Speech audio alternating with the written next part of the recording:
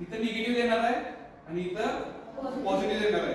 इथं काय आहे तिथले इलेक्ट्रॉन्स आहेत, मग opposite charges attract each other, बरोबर आहे. आणि इथं काय होणार आहे, इथं होल्स आहेत, इथं निगेटिव्ह दिले, म्हणजे थोडक्यात निगेटिव्हिटी अट्रॅक्ट होणार आहे.